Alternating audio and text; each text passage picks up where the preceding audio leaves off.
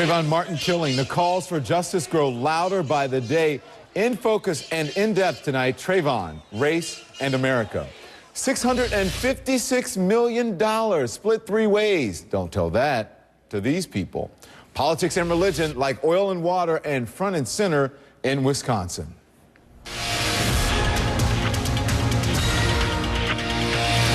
Hello, everyone. I'm Don Lemon. Thank you for joining us this evening. They arrived by the busload, thousands of people carrying signs, leading chants, proving that public outrage over the shooting of Trayvon Martin is only escalating.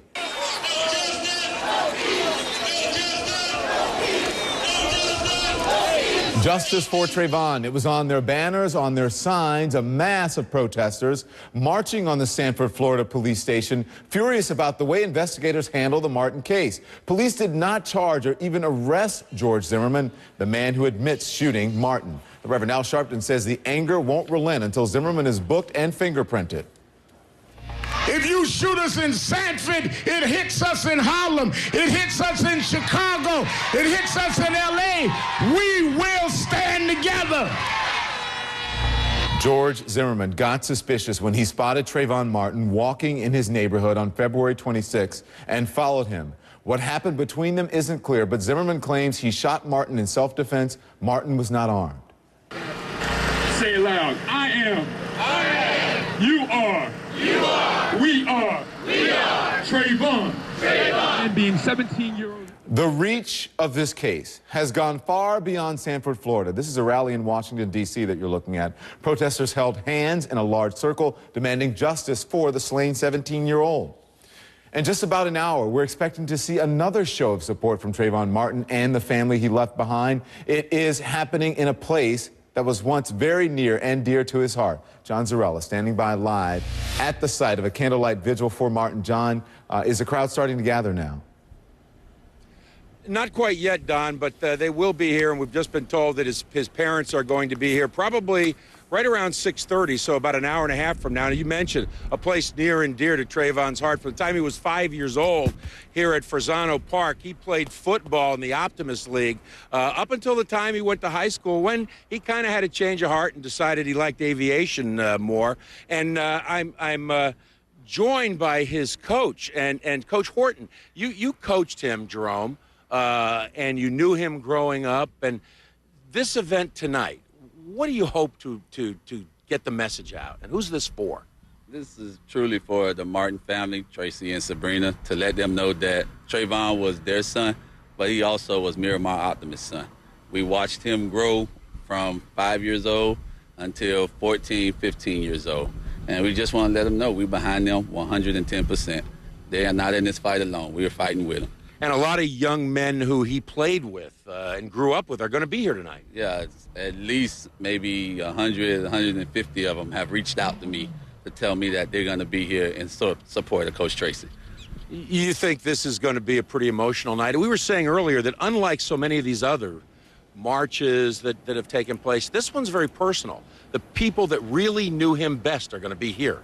Yeah, everyone that's come across Trayvon and Coach Tracy's path at this park are going to be here. I mean, Trayvon worked in this concession, for every day, Monday through Friday, Monday through Saturday, every day. And there's so many people, I still take calls from them right now asking me, is that the kid that was working in the concession? And I have to tell them all, yeah, that's him. In that case, we're going to be there. He was so respectful, we're going to be there. Yeah, and that concession stand just over here, right there. It's so funny. You're not going to even be able to see him in there asking us what you want to order no more. You're pretty confident, though, that this is going to be a big night and quite clearly an emotional night. Well, I think it's going to be very emotional because, we love everything that we see going on around the world, the protests and everything for Trayvon. But these are people from this park that knows Trayvon, that watched Trayvon grow from a little kid to the young man that he was. And lastly, then, for you say the young man that he was. Everything that we hear, he was a good young man. He was a great young man. He wasn't just a good, good is an understatement for him. He was a great young man. Coach, thanks so much for spending time with us. And Don, so again, about 6:30 this evening, it should really get started, and that's when we expect that Tracy and Sabrina, his parents, will be here for this candlelight vigil. And the coach was telling me, Coach Horton, that he's brought about 500 candles for this evening. So they do expect that there will be quite a crowd gathered here. Don? John Zarella, and you'll see it here on CNN. Thank you very much. We appreciate your reporting. Now, viewers, I'm not sure if you saw the interview last night with CNN's Piers Morgan and culture commentator Toure. At issue, the Trayvon Martin killing.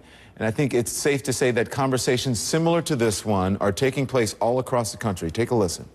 Another black person who is unarmed and innocent and not doing anything wrong has been killed. And this is incredibly painful and goes back before you were born and before your father was born and before my grandfather was born. So these are things that hurt as an American very deeply. And you are too new to this situation to fully understand what's really going on here and what's really at stake for America.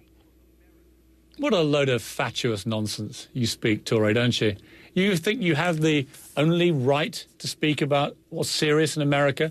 You think that I don't have the right, as somebody from Britain who's spent the last 6-7 years here, to address a story like this with the seriousness it deserves, with the responsibility? Right. Yeah. You have the right. I have as much right as you do to have a comment on this. Understand what's going on here. And that was just 43 seconds of that discussion tonight. Make sure you join us as we continue what has turned out to be a very heated discussion about race and the role it has played in the Trayvon Martin story. It is coming up later on this evening on CNN. Make sure you stay tuned. Did you check